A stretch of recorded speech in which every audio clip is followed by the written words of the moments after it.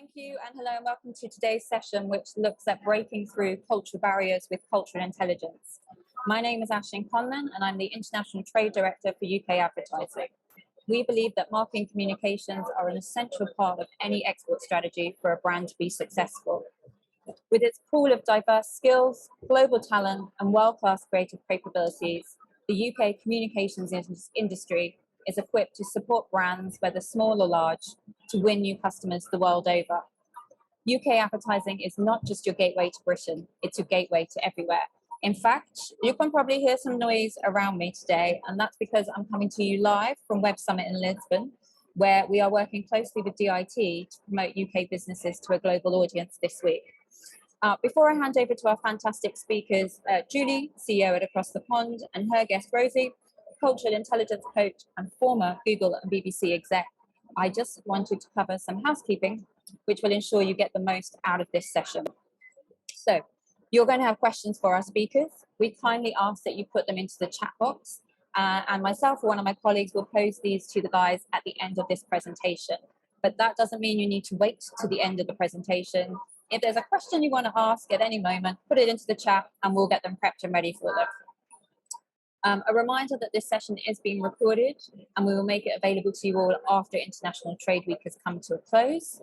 There is a live transcript of the session that is available for you using your nav bar, and we ask that you put your mic on silent during this presentation. So, to keep things on track, I'm going to hand straight over to Julie, who's going to lead on this session. Thanks. Thank you, Aisling. Hi, everyone. It's so nice to be here today in and amongst such an impressive lineup of speakers all this week. I'm Julie Cohen. I'm the founder and CEO of Across the Pond. We are an independent global agency specializing in helping tech brands to create a better world. We hold a firm belief in the empowering potential of tech as a force for good in society. And this means we work for global tech giants like Google, Meta, Expedia, and TikTok, as well as smaller disruptive scale-ups around the world. We're generally working with global marketing teams to solve their communications challenges with creative and strategy.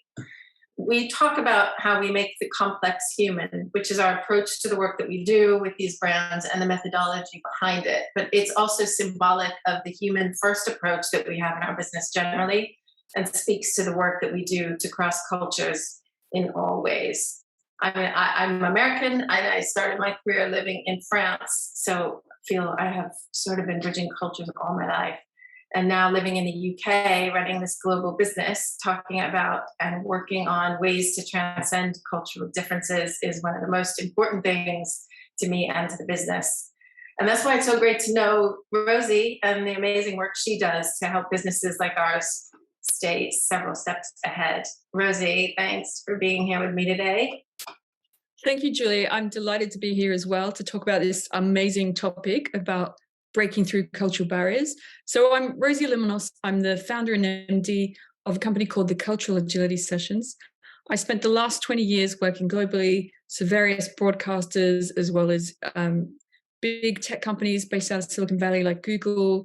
And as I was launching products and programs and services right across the globe for 2 decades, I decided to actually take all those knowledge and skills and, attach a methodology to it so I could, train people at scale on how to be effective, no matter where they're doing business. So I'm really delighted to talk about this with you today, Julie. Great. So I often say that I want Across the Pond to be the agency that removes cultural barriers. And this is because I see them everywhere.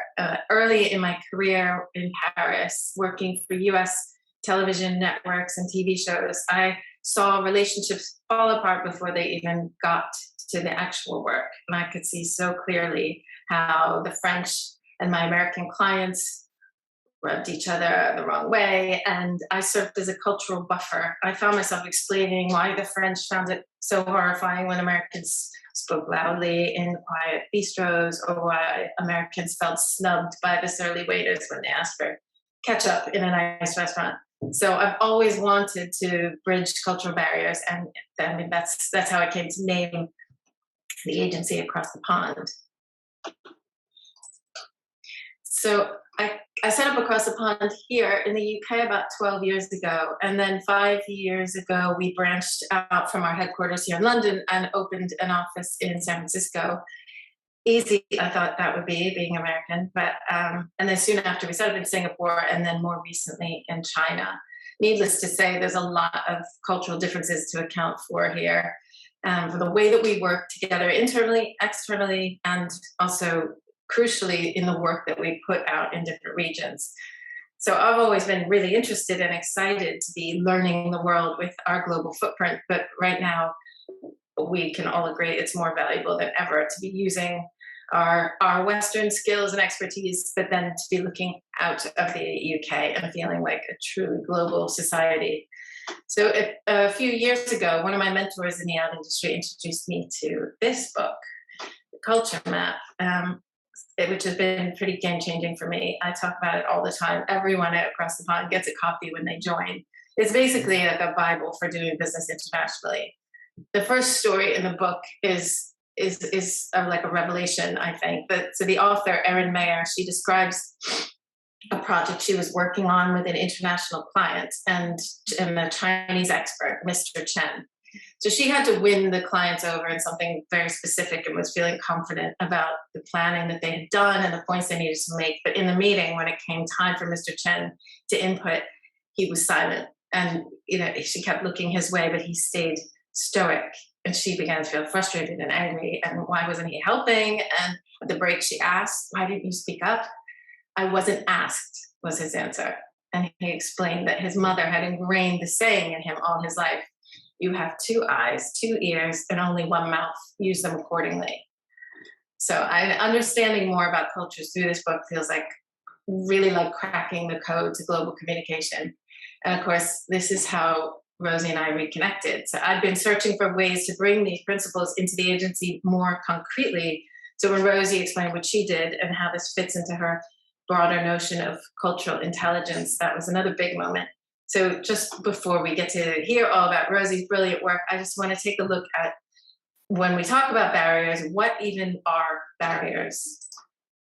So we used to have an in-house team at Google for many years, and we got very used to this culture, these habits of, you've seen it in the movies, putting up your laptop that has loads of stickers on it and walking around with it and using it in every meeting. So when we started, found ourselves doing this with other businesses in other settings, it was very off-putting and really noticeable. So, that was a physical barrier I was putting up, and a visual one as well.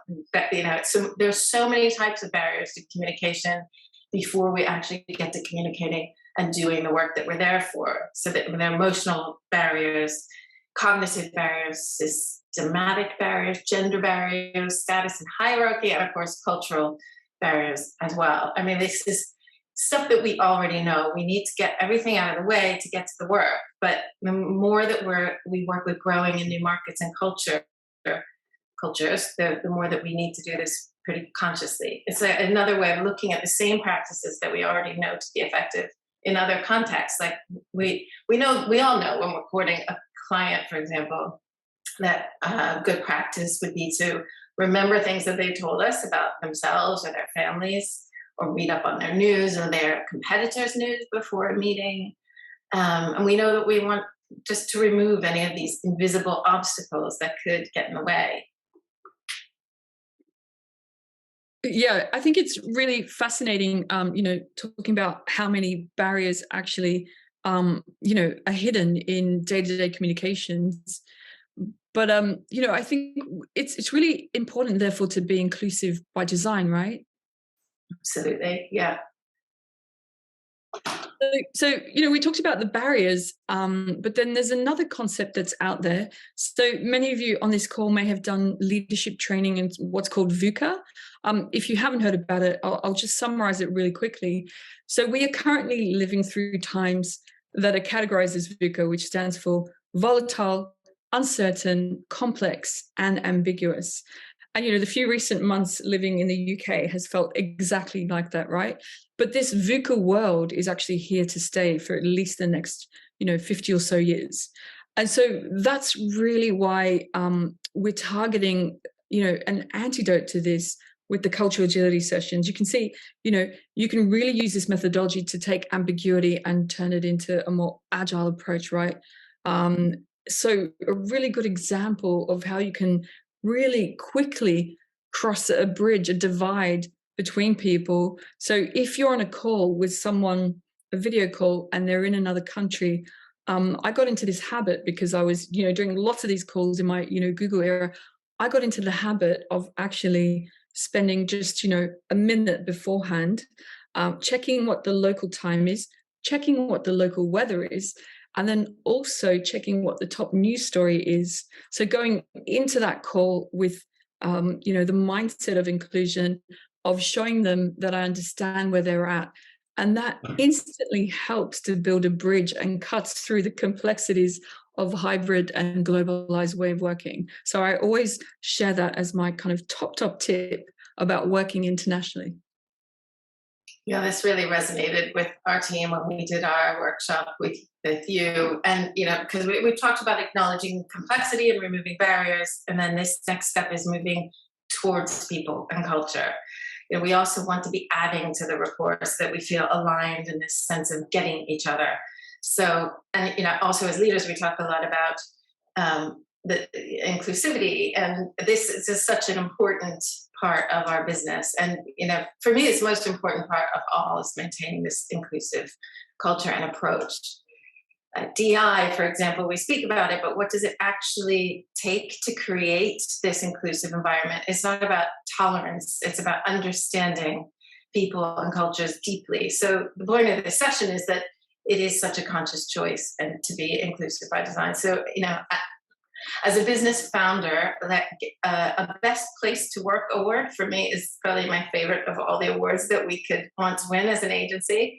There are a few close seconds, but this is so useful in this world today. We all know there's a dearth of talent. People are making really purpose-driven decisions and have high expectations for this kind of environment. And all brands are talking about ensuring that brand purpose sort of permeates every decision that they make. And we want to be walking the talk with the brand values that we're hired to communicate. So it's essential that we work on inclusivity and putting our money where our mouth is, with all aspects of this. So it's, and not just to attract top talent, the talent we need, but also to widen our worlds. So even if you're not setting up overseas, we're all obliged now to look outside of the UK for businesses to grow.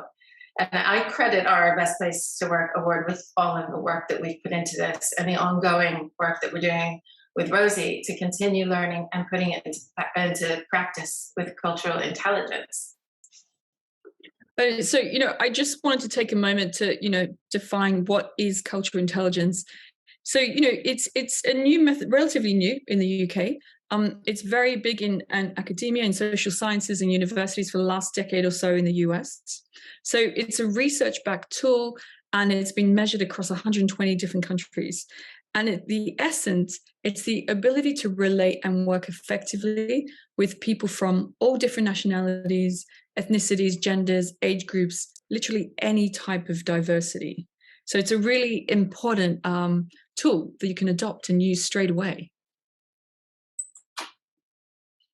And so here's a summary of the history of cultural intelligence. So in the 1920s to 1960s, we had IQ tests, and they were used to measure the intelligence quotients of humans.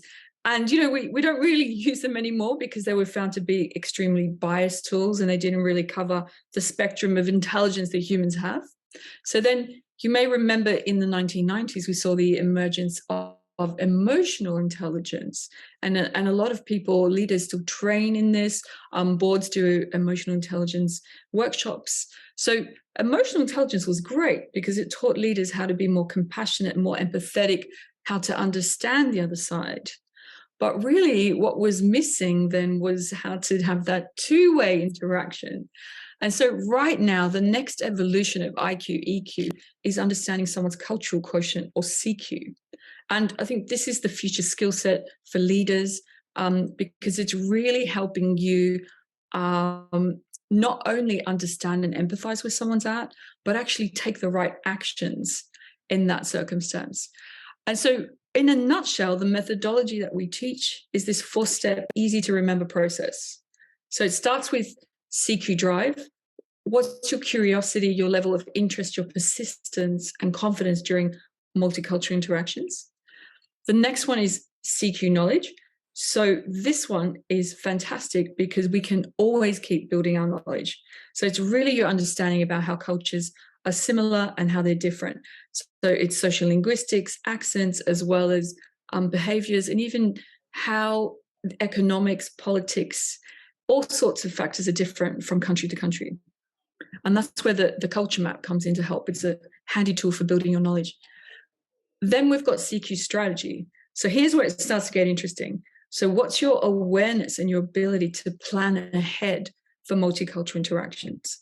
And then the final one, it's the more complicated step, the more difficult one, but actually is really super important. So you've got your curiosity and your drive. You've got your knowledge. You've built that up. You've even planned a strategy. However, what's your CQ action? So that if something changes in the moment, how capable are you of recognizing that and then adapting your vocal and verbal messaging to come across in a way that builds bridges? So that's the framework in a nutshell. And then, finally, I also wanted to talk about another book. So this is Expand Your Borders, and it's by Dr. David Livermore, who I trained with in CQ. So the social scientists and anthropologists, last 25 years of research have come up with these 10 universal cultural values of how people like to relate and work right across the world. These are the most predominant traits.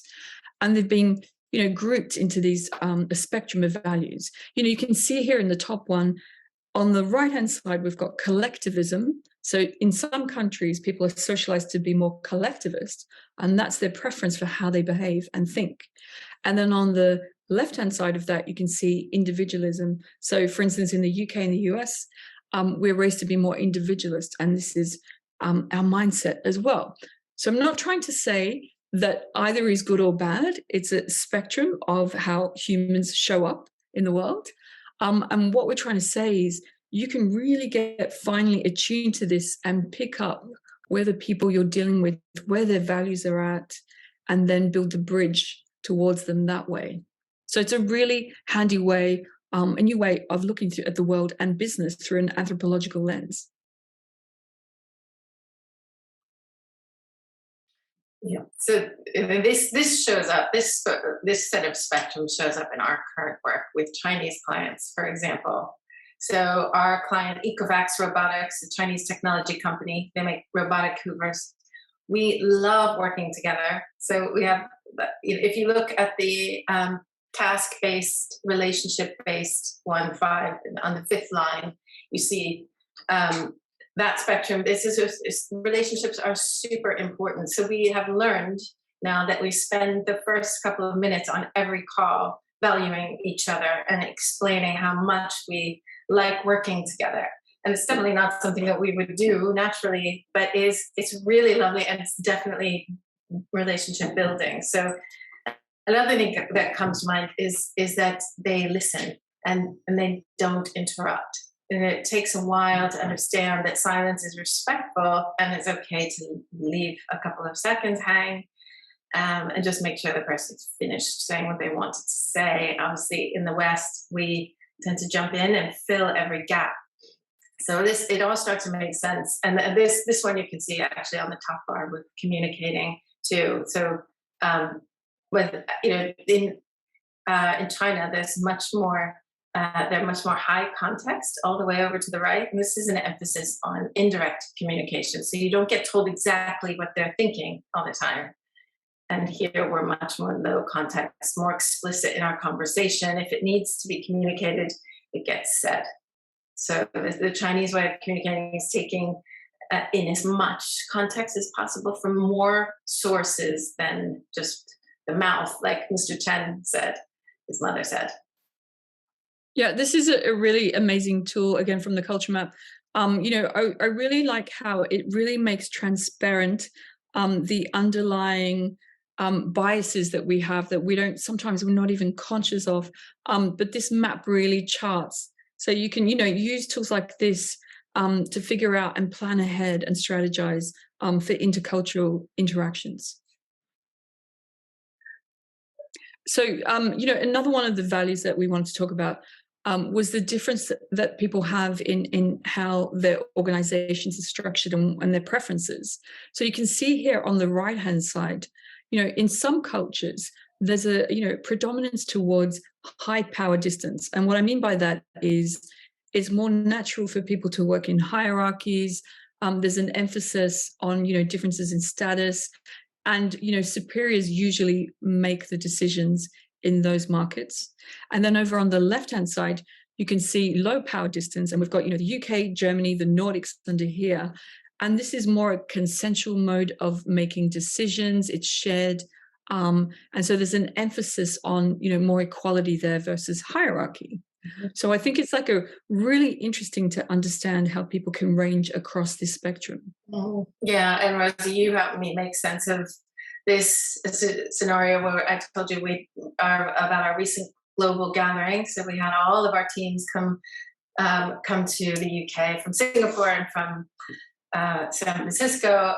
We had a week together, lots of different activities, and one night was a hidden talent night. And we noticed when we got there that the Singaporeans hadn't jumped to the same blanket invitation as the others had. We had lots of volunteers from the US and the UK, and we're just trying to figure out how do we get them involved. And our global MD had a brilliant idea and just went and asked something much more specific and thoughtful, and asked if anybody liked to sing, knowing that we love to do karaoke when we go there. That they do that a lot, and all they needed was this permission to contribute, almost, even though they had it in an invitation.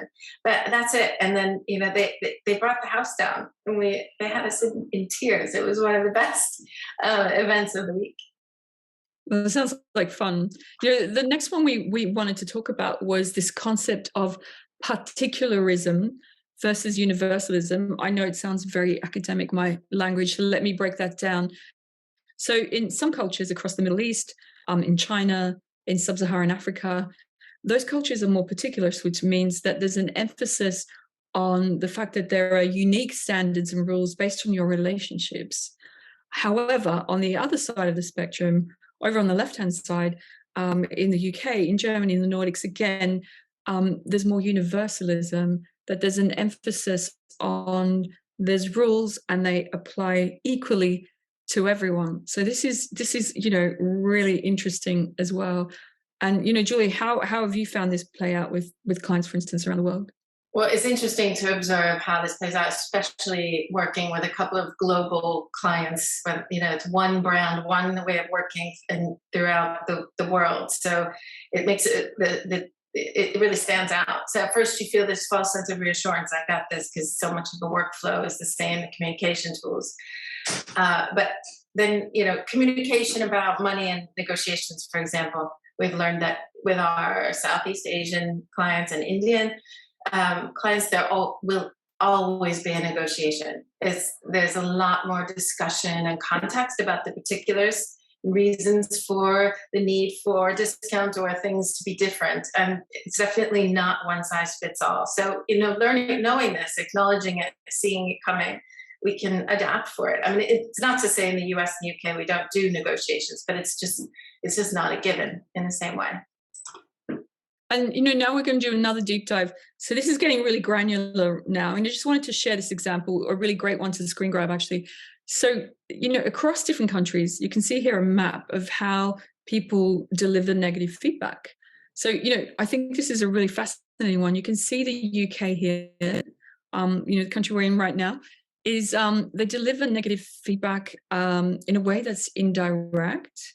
However, that actual feedback is quite explicit. So a really good acronym is PNP, where you start with a positive statement, you've got the explicit feedback in the middle, and then you end with a positive statement. That's how feedback's given in the UK.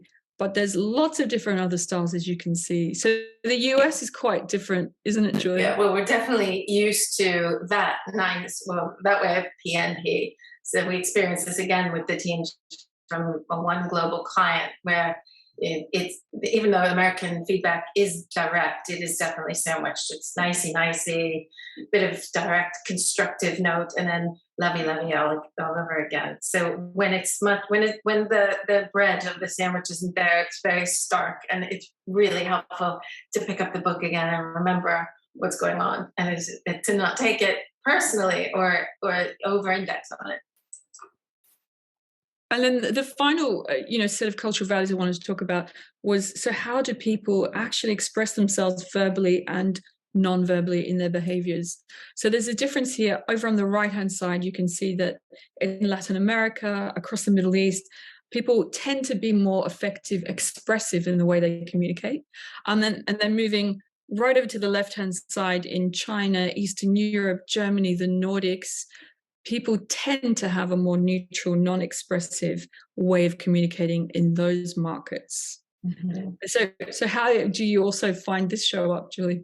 Well, we do really see a lot of this even between US and UK, which is in the middle, and Anglo. So just like proving that there's room in the spectrum, because the Americans and our American office, they want, for example, their company to take a political stand.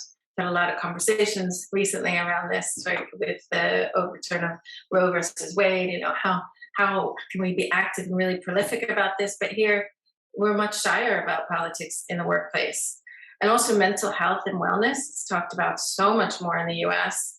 I'm used to that, and it's quite fun to throw that into conversation and see the reactions that you get. But they're much more likely to say, I'm taking a mental health day in the US than here. And there's more desire to have therapy in their benefits package and talk about it. And, I think traditionally here in the UK, it's like that's keep calm, carry on more. Yeah, definitely. That's kind of cultural intelligence and navigating those barriers and the methodologies in a nutshell. But we really also keen to wrap up, to also here's some questions. I can see some coming through in the chat. That, to conclude, the final thing I wanted to say is that culture starts with leadership. But no matter where you are in a company structure, we're all cultural architects. Because the behaviors that we model build that particular culture that we work in. So my top bit of advice is to keep stretching yourself, because it's like a muscle that you can build, and you can keep getting even better and better. So the 5 key takeaways today from Julie and I are, number one, always keep checking. The number one question I get asked is, people always say, what if I make a mistake? If I say or do the wrong thing, how do I fix that? So if you constantly make it a rule to check in at the end of a conversation, was that okay? Did I say do the right thing? How was that understood? I think that really, really helps to build a bridge. Mm-hmm. The second one is, you've seen how we have these invisible biases of, perspectives, how we behave and show up. So it's really important, I think, when you're in a multicultural setting, to slow down your decision making, to take all of this into account. And then the third one is to lead by example and with intention, to be really inclusive by design. And that's why I mentioned those tips right around what's the local weather, local time, the local news stories. It kind of really that you recognize where they're at. And big learnings from these years have shown us, having local leads at the top table is absolutely essential, and checking everything with them and having that as a very deliberate part of their role to help us bridge the culture gaps, knowing that they're there. So that's the last one, which is making cultural intelligence and cultural barriers everyday language. That's my overriding theme about all of this. And the major thing that this is doing for our team is opening up this conversation, putting that desire out there. We want to be bridging cultural differences. So talk to me, tell me, checking in, like you said, and studying this together gives us perspective and knowledge, which is really crucial if you're working internationally, and certainly if you're running teams around the globe. So, finally, here are the two books that we've been talking about. Really amazing guide to working across multiple markets. Would love to take some time now to answer questions, Ashley.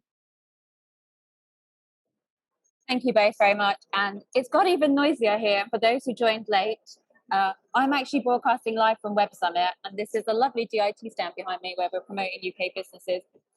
But we do have two questions that have come in.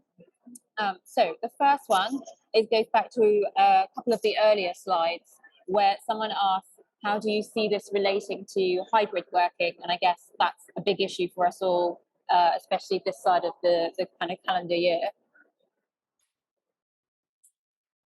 Do you want me to start with that, Rosie? Yeah. Or, I guess there are lots. Hybrid working across cultures and countries is definitely a huge part of getting this right. And I guess there are lots of ways that we can make sure that everybody is speaking, that everybody gets a voice, and that we're constantly, again, I keep saying that because that I think is the key to everything. Just keep acknowledging it. And how does checking comms?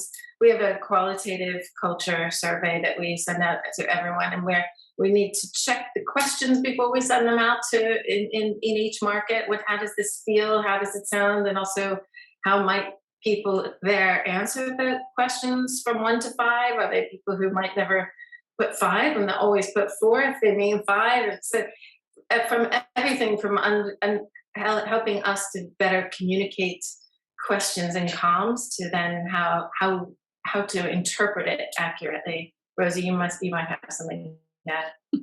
Yeah, I think you're right. You just got to be really inclusive by design. And so it's that really out of that 4-step methodology, it's the strategy part and the action part. So make sure that you put the time in, I would say, to think about how you will run those cross-cultural international meetings with your team. So I really like that question. Thank you. I see a couple more as well. Yeah, we have one. Which one?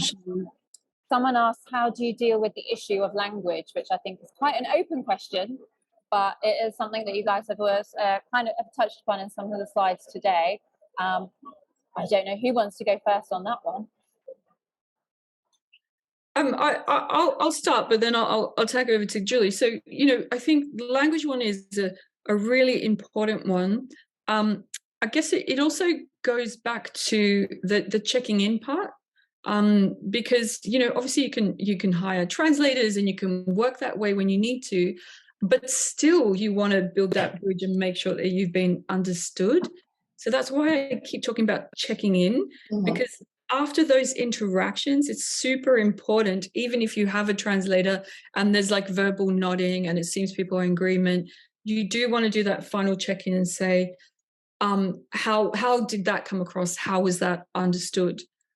Julie, what do you think? Yeah, definitely. I think, yes, even if, there's so many ways to interpret language that we're, how it's a barrier. It's the first barrier. But if we're all agreeing to speak in English, for example, or actually we have differences between UK and American English.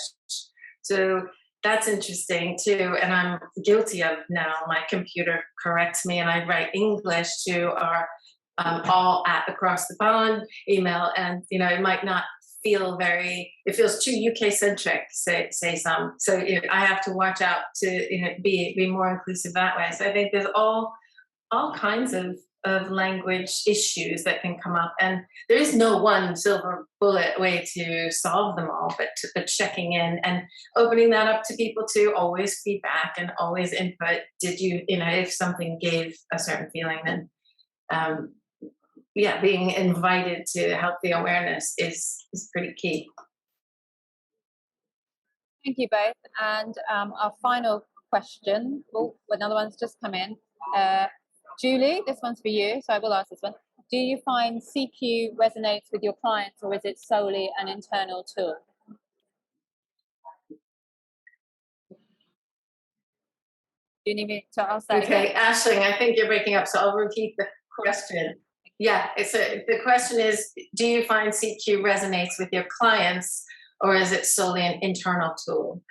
I do find that it raises eyebrows and piques interest with clients when we talk about doing this. You know, I mean, Rosie came from Google, who's a client of ours, and they're definitely very interested in all of this kind of this proactive initiative, really, because, you know, especially global clients, they really do want to know that we're making an effort outside of this. You know, lots of agencies have offices across the globe, but sometimes they're like a franchise, and they have great local people who understand that market, but they might not necessarily know the brand as well as the headquarters do. So I think that sort of feeds the kind of business that you're building when you're trying to do both. You're trying to really understand a brand and language, but interpret it in all cultures. So yeah, clients respond really well when we talk about this, and in the work when we refer to it in our creative work. Thank you, Christopher. Thank you both. And I hope I'm not breaking up at the moment, or am I? You're okay. Okay, thank you. So that's all the questions that we have time for. I've put in the link for the Across the Pond website, so you can follow up with Julie and everybody. A reminder that this is being recorded, and it will be available to you all via DIT post International Trade Week. There was a couple of slides that looked at China, and if China is a market that you want to investigate further, we have another session tomorrow at 2:30, which you can find on the International Trade Week website, which we will be looking at how UK advertising can help you move into China. Apologies for the noise around me, but it is very busy here. So thank you very much to both our speakers, and I look forward to speaking to you again soon. Thank you. Thank you so much, Aisling, and all the UK AEG, and also to David Moody from the Department of International Trade, and to all of you for being here. Thank you. Thanks, everyone. Thanks, Rosie. Bye-bye. Bye.